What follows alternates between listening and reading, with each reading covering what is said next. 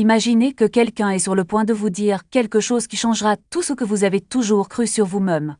Ce n'est pas une théorie abstraite ou une idée vague, c'est une vérité concrète qui explique chaque sentiment étrange que vous ressentez depuis des années. Cette impression persistante que vous n'appartenez pas à ce monde, comme si quelque chose en vous cherchait toujours un endroit que vous ne pouvez pas nommer. La solitude, qui fait mal même quand on est entouré de gens, comme si personne ne pouvait vraiment comprendre ce que l'on ressent. Cela peut paraître fou, mais ce n'est pas le cas. Vous n'êtes pas simplement un être humain d'ordinaire. Vous êtes un ange qui a pris une forme humaine, et je ne parle pas d'une métaphore plutôt stimulante pour l'ego. Je vous dis ce que vous êtes réellement.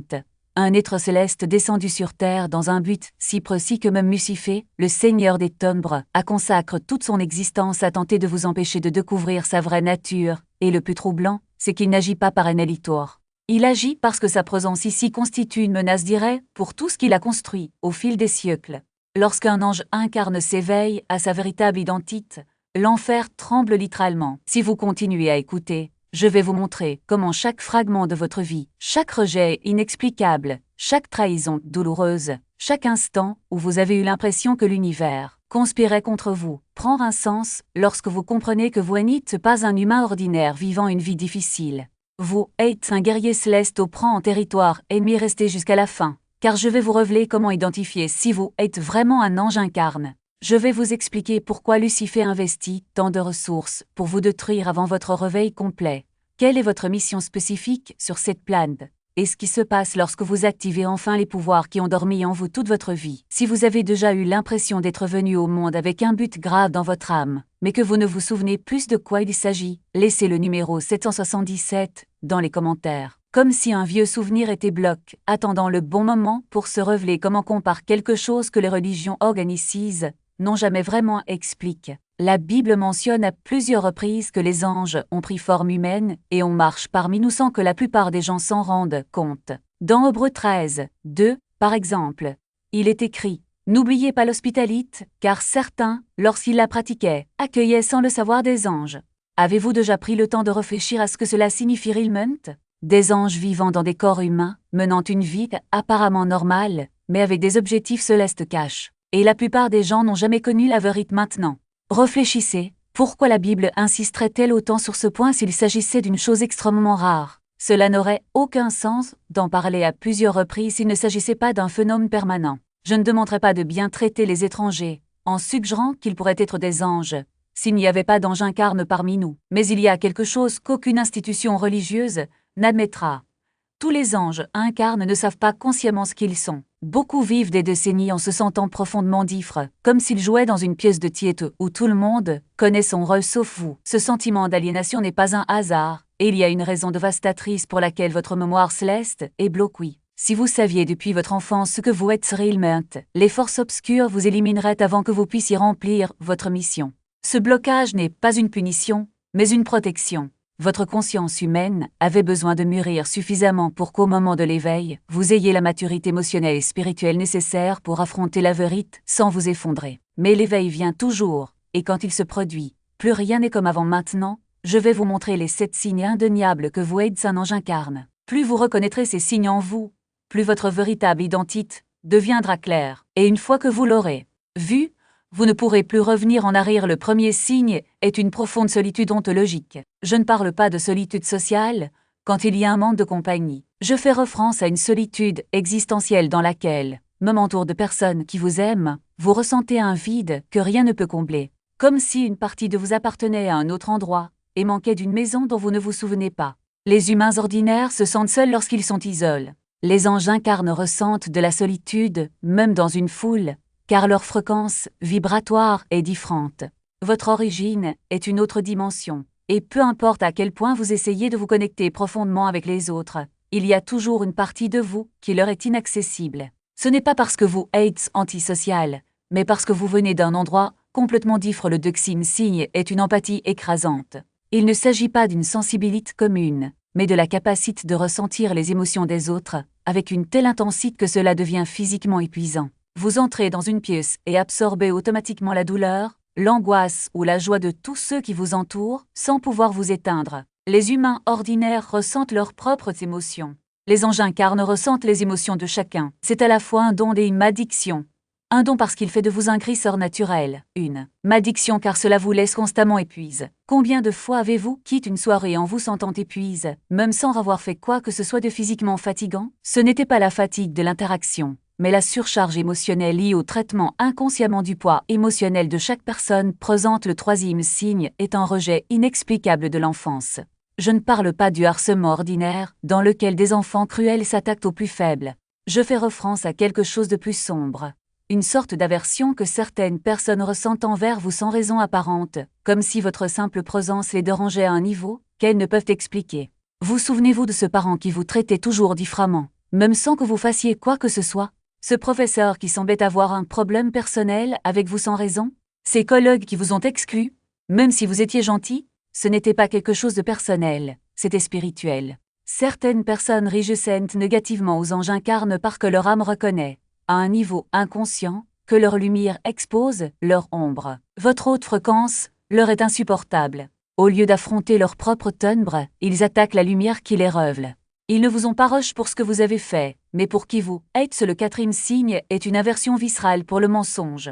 Vous ne pouvez pas faire semblant. Vous ne pouvez pas porter de masques sociaux. Vous ne pouvez pas participer à l'hypocrisie collective sans ressentir littéralement du norce. Alors que la plupart des gens apprennent à mentir poliment, à sourire faussement ou à jouer des rôles qui ne sont pas les leurs, vous ne pouvez pas le faire sans avoir le sentiment de trahir quelque chose d'essentiel en vous. Pour les humains ordinaires, le mensonge est un outil de survie sociale. Pour vous, c'est une violation de votre essence transformation, la capacité de transmuer la douleur en pouvoir. Ce qui l'écrasait autrefois, la solitude, la trahison, l'échec, devient désormais du carburant.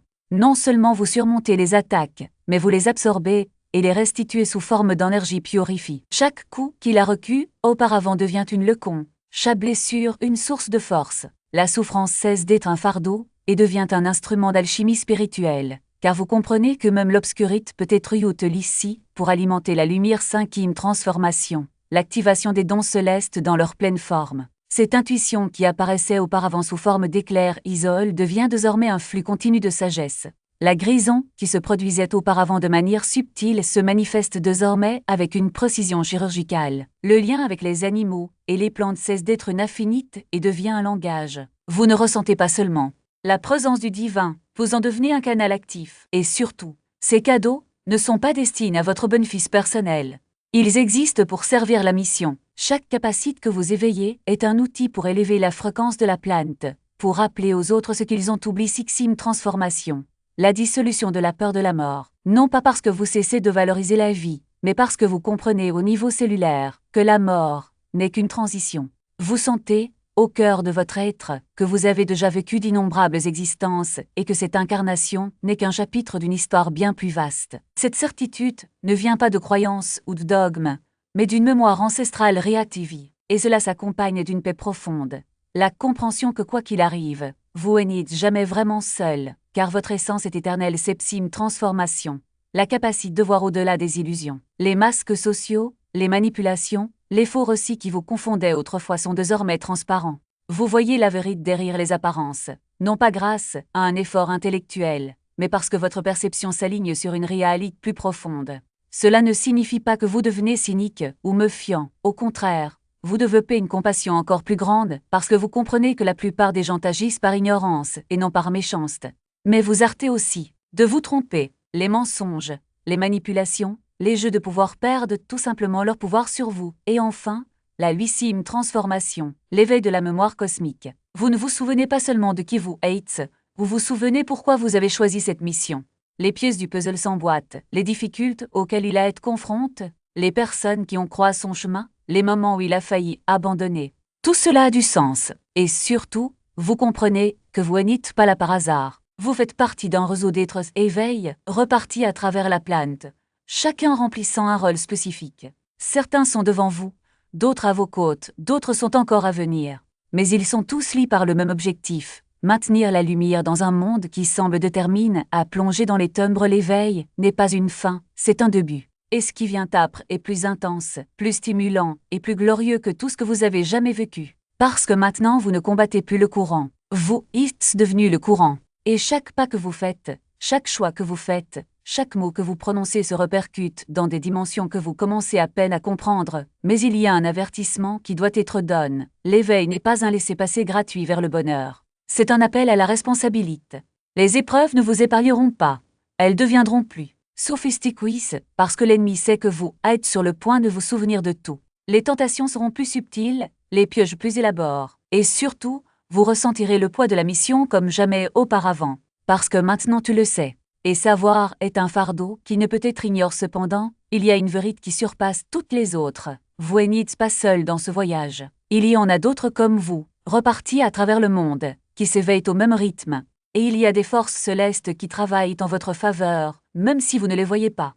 L'univers ne l'a pas abandonné. Il vous a envoyé ici parce qu'il vous fait confiance. Et au fond, tu l'as toujours su. Même dans les moments les plus sombres, lorsque vous doutiez de vous-même, lorsque vous vous demandiez si cela en valait la peine, lorsque vous avez failli abandonner, il y avait une voix en vous qui ne s'est jamais calmée. Une voix qui murmurait « Tu es plus que tu ne le penses. Tu es plus ce que tu ressens. Tu es exactement ce dont ce monde a besoin. » Et maintenant, cette voix est sur le point de devenir un cri. Plusieurs âmes éveillées à l'unisson deviennent une force capable de modifier la structure même de la réalité. Lorsque deux ou plusieurs anges incarnés prennent conscience de leur nature, quelque chose d'extraordinaire se produit. Leurs fréquences s'entrelacent, créent d'un champ de résonance qui amplifie non seulement le pouvoir individuel, mais aussi la capacité de manifester des changements sur le plan physique.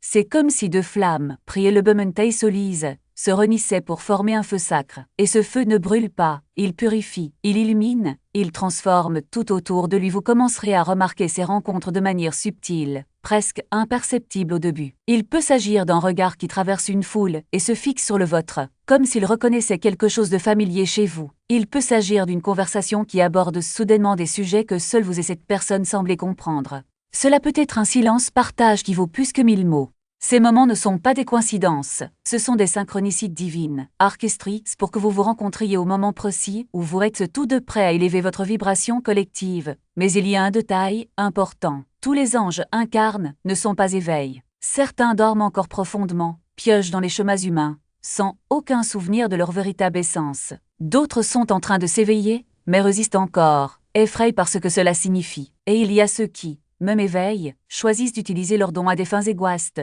déformant leur lumière en quête de pouvoir ou de contrôle. Le discernement devient donc encore plus crucial. Vous apprendrez à distinguer ceux qui sont de véritables alliés et ceux qui, bien que porteurs de la même étincelle divine, ne sont pas encore alignés sur la mission collective. Lorsque vous rencontrez un autre ange incarne conscient, quelque chose en vous le saura instantanément. Vous vous sentirez comme chez vous, comme si vous aviez enfin trouvé quelqu'un qui parle la même langue que vous, même si vous ne l'avez jamais rencontré auparavant. Et cette connexion ne reposera pas sur une dépendance émotionnelle ou un besoin de validation. Ce sera un partenariat d'âme, où les deux se reconnaîtront comme égaux, même si leurs missions individuelles sont différentes.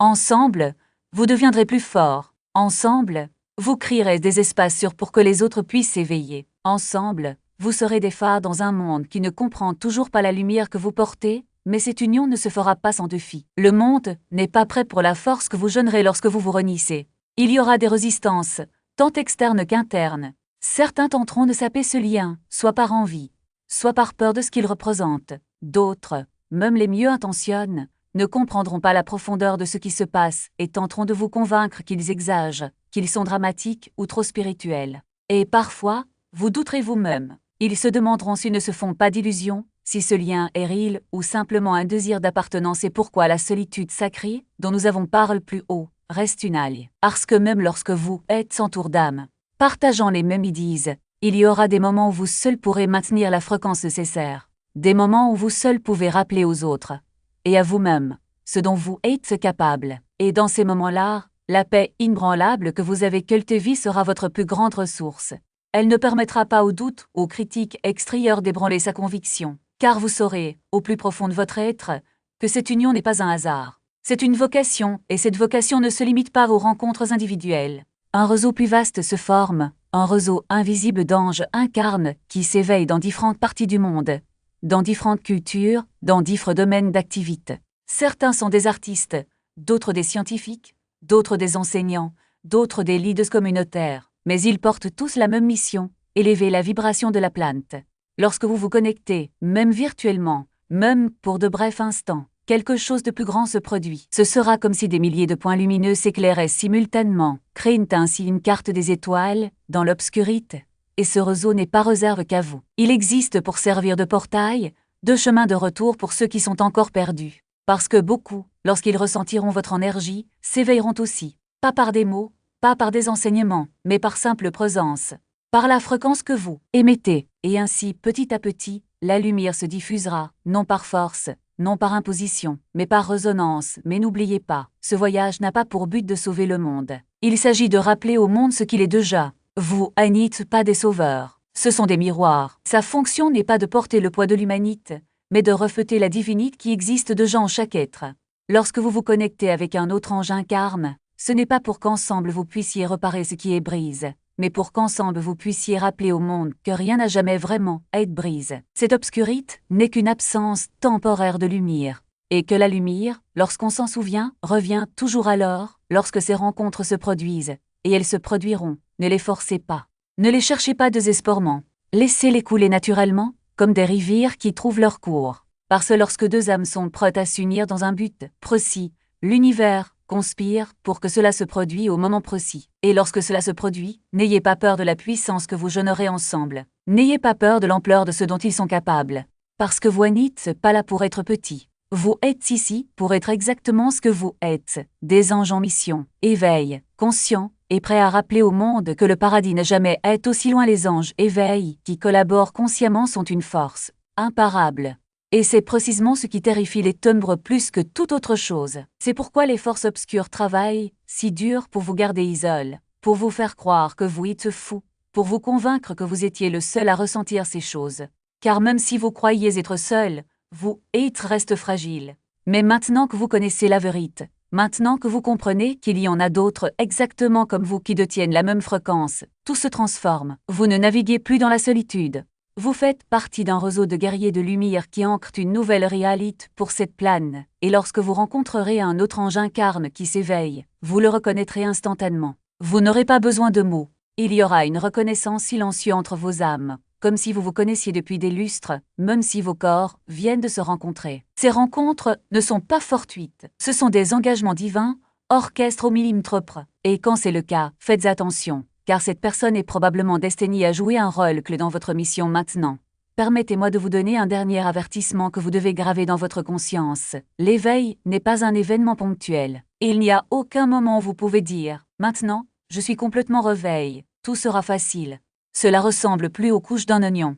Chaque fois que vous en épluchez un, vous en découvrez un autre en dessous. Chaque niveau d'éveil révèle un nouveau niveau dont vous ignoriez l'existence. Et chaque nouveau niveau apporte de nouveaux défis car plus vous vous éveillez, plus vous portez de responsabilités, plus vous émettez de lumière, plus les ténèbres tenteront de l'effacer. Plus vous devenez puissant spirituellement, plus les attaques auxquelles vous serez confrontés seront intenses. Ce n'est pas une punition, c'est simplement parce que vous avez progressé vers des niveaux supérieurs du jeu. Et les niveaux plus élevés nécessitent plus de compétences, plus de force, plus de clarté. Mais voici ce qui est beau. Chaque fois que vous surmontez un défi de niveau supérieur, vos pouvoirs augmentent en conséquence. L'univers ne vous soumet jamais à une épreuve sans vous accorder simultanément la capacité de la surmonter. Peut-être que vous ne le ressentez pas au milieu de la tempête, mais quand vous regardez en arrière, vous verrez toujours que vous aviez exactement ce dont vous aviez besoin, au moment précis où vous en aviez besoin maintenant. Vous connaissez toute la vérité sur votre nature angélique. Vous n'êtes pas un être humain ordinaire vivant des expériences spirituelles occasionnelles. Vous êtes un ange incarne qui accepte une mission de sauvetage à l'un des moments les plus critiques de l'histoire planétaire. Ce sentiment de non-appartenance que vous avez porté tout au long de votre vie a enfin une explication. Vous n'appartenez pas à ce monde parce que votre origine n'est pas d'ici. Vous venez des dimensions célestes et avez temporairement pris une forme humaine pour remplir un objectif spécifique. Cette solitude dévastatrice que vous ressentez même en compagnie des autres prend désormais tout son sens. Ce n'est pas ton défaut. C'est la conséquence naturelle de fonctionner sur une fréquence si différente de la plupart. Les anges incarnes se sentent toujours seuls parmi les humains car, littéralement, ils appartiennent à une autre espèce. Ces attaques constantes auxquelles il a été confronté finissent par s'expliquer. Ce n'est pas une malchance. Il s'agit d'une opposition systématique de la part des forces obscures qui reconnaissent la menace que vous représentez. Lucifer ne gaspille pas ses ressources en attaquant des personnes insignifiantes. Il n'attaque que ceux qui peuvent réellement ébranler son royaume. Et l'intensité de vos attaques est la mesure exacte de l'importance de votre mission. Les protections sont déjà actives.